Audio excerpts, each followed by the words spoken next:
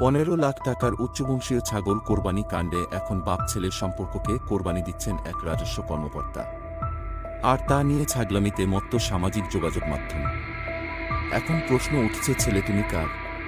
উচ্চবংশ মর্যাদার মানুষের ধারণার পাশাপাশি কোরবানির পশুর উচ্চ মর্যাদার অদ্ভুত ধারণা প্রচার করে কোটি টাকা মূল্যের কোরবানির গরু বিক্রি শুরু করে সাদিক অ্যাগ্রো। এ নিয়ে আলোচনায় থাকা সাদিক অ্যাগ্রোকে সামাজিক পরিসরে ভাইরাল বানায় 15 লাখ টাকার ছাগল।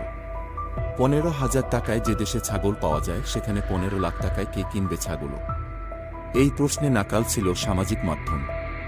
পরে জানা গেল সেই ছাগলও বিক্রি হয়েছে। আর কিনে ভাইরাল হয়েছেন মুশফিকুর রহমান ইফাত নামের এক তরুণ।